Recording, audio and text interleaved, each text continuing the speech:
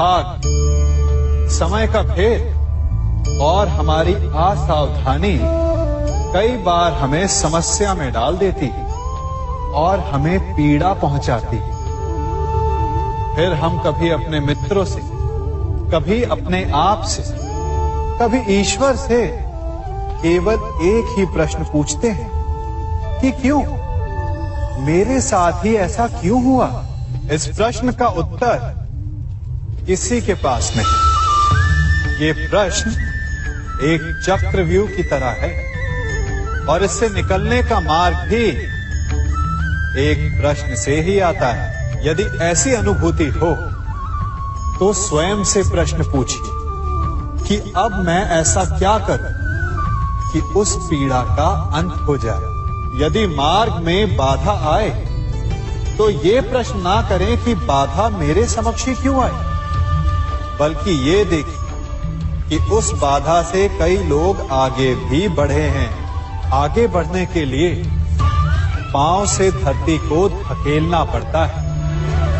जो बीत गया उसकी पीड़ा का मरहम बीते हुए कल में नहीं, आने वाले भविष्य में मिलेगा। वर्तमान को अतीत के अन्याय का शोक मनाने में व्यर्थ ना करें। वर्तमान का उपयोग ये सोचने में करें कि ऐसा क्या किया जाए कि भविष्य में किसी दूसरे को वो पीड़ा ना सहनी पड़े। कभी किसी पक्षी को घोंसले की नींव बनाते देखा है?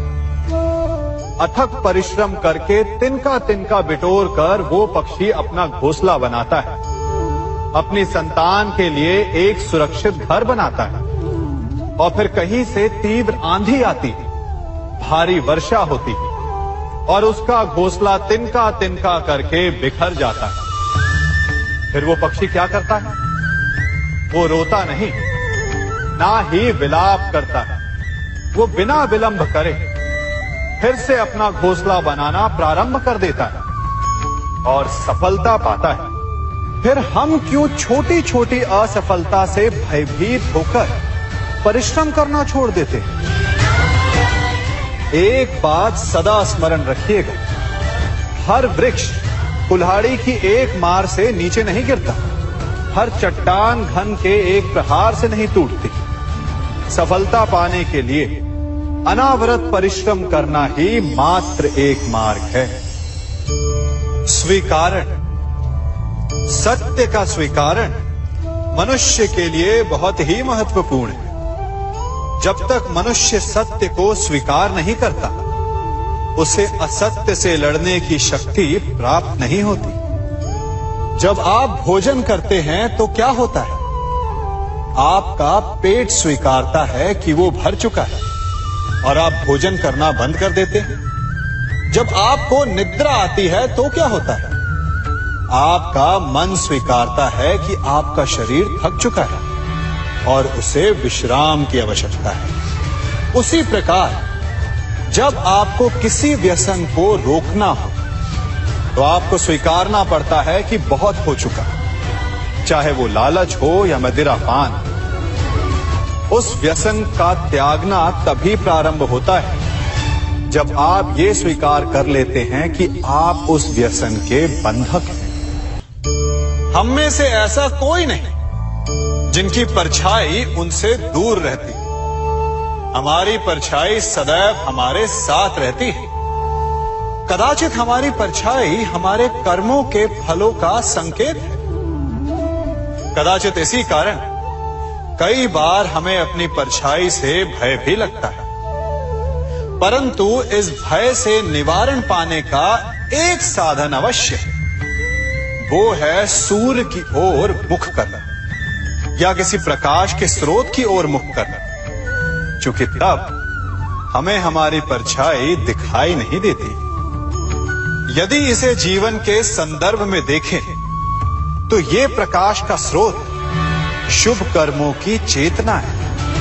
यदि आपके मन में शुभ कर्म करने की इच्छा है तो आपको कभी भी अपने कर्मों के फल का भय नहीं होगा, क्योंकि यदि आपका मन शुद्ध होगा तो आपके कर्म शुद्ध होंगे और शुद्ध कर्मों का फल कभी अशुद्ध नहीं हो सकता। आज मैं आप सबको एक कथा सुनाता हूं। एक दिन प्रातः एक व्यापारी अपने घर से निकला। घर से निकलते ही एक बिल्ली ने उस व्यापारी का मार्ग काट दी। व्यापारी घबरा गया। वो फिर से घर लौट गया और शुभ घड़ी की प्रतीक्षा करने लगा। और जब वो पुनः अपने घर से निकला तब वो वाहन जा चुका था जिससे राजा तक पहुंचकर उसे भेंट देनी थी। राजा को भेंट नहीं मिली। राजा क्रोधित हो गए। राजा ने उस व्यापारी का व्यापार बंद करवा दिया। इस कारण व्यापारी क्रोधित होकर घर पर अपनी पत्नी से लड़ बैठा। पत्नी अपने बच्चों समेत मैके वापस चली गई और उस व्यापारी के जीवन में यदि कुछ रह गया था तो केवल अंधकार।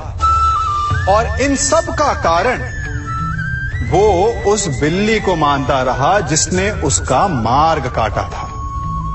ऐसा ही एक दूसरा व्यापारी राजा को भेंट देने निकला और उस व्यापारी का मार्ग भी एक बिल्ली ने काट दिया।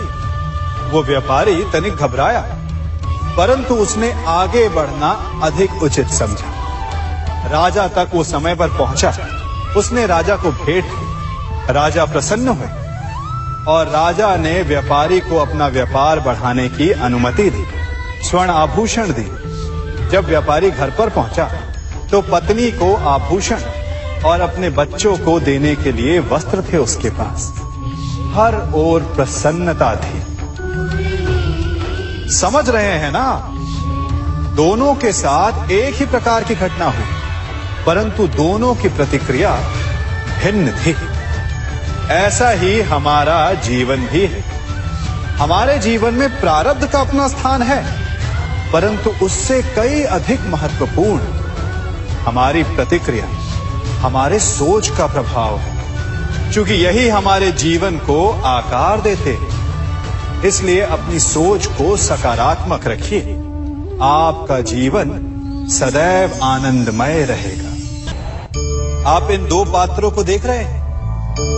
मेरे इस पात्र में जल है और ये पात्र मिष्ठान से भरा हुआ है। दोनों ही पात्र भरे हैं, परंतु देखिए, मिश्री को जल में मिला दिया। जल ने मिश्री को अपना लिया। मिश्री ने अपना अस्तित्व खो दिया, परंतु जल को अभिमान है कि उसका अस्तित्व अभी भी बना हुआ है।